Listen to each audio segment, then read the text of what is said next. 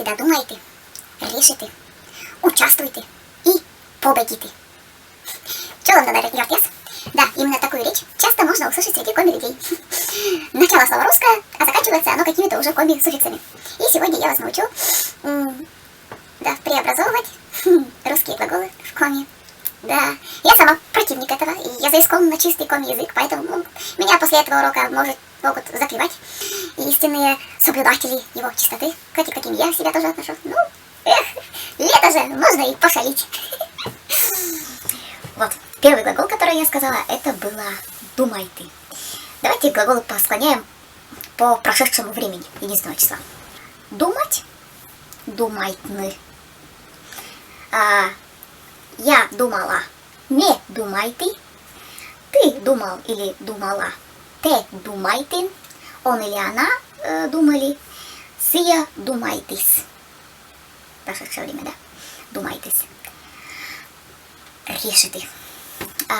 Решать, решитны. Ме решите, я решила. Те решитин, ты решил.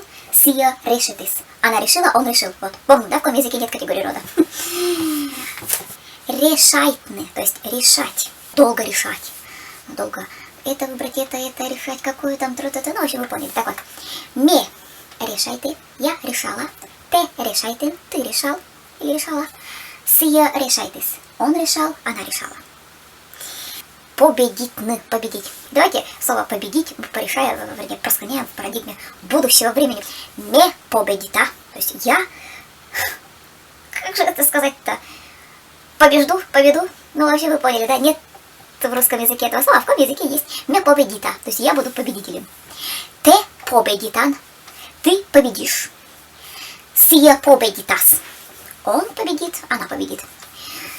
И раз мы уже просклоняли остальные глаголы в прошедшем времени, давайте еще прошедшее время возьмем. Ме победиты, я победила. Те победитин, ты победил.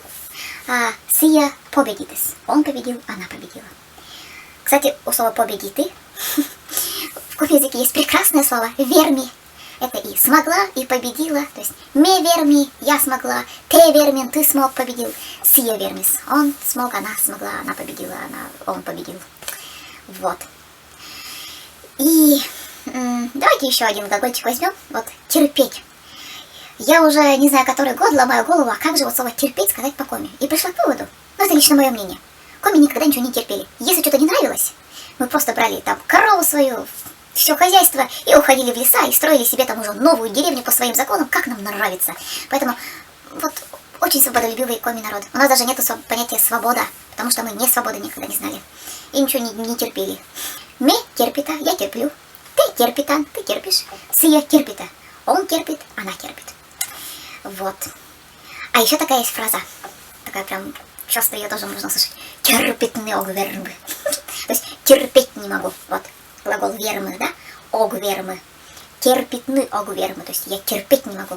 Вот. Мы сейчас с вами преобразовали глаголы с окончанием т. Аки, да? И вы заметили, что в коми-языке иногда появляется «е», иногда ее нет. То есть решайтны, решитны. Если сомневаетесь, как преобразовать русский глагол в коме, помним фразу «А куди комьян ловас?» А как будет по коме? То есть теоризируем, спрашиваем у коми людей «Куди комьян ловас?» И они вам запросто скажут, как же это будет по коме. Вот. И есть еще глаголы с окончанием «тся». Тут полегче. Например, глагол возьмем вот «кататься». По коме это будет катайчины. Или вот летняя тема купаться. Купайчины. И тоже еще одна летняя тема качаться. Качайчины. Заметили, да? Тся в коме языке пришло на тче. Пишется тч, а читается сочетание долгое ч. И давайте просклоняем глагольчик кататься. Катайчины. Видите, да? Катайчины. Пишется тч, а читается ч, две ч. Катайчины. Ме катайчи. Я каталась. Ты катайчин, ты катался. Сия катайчис. Он катался, она каталась.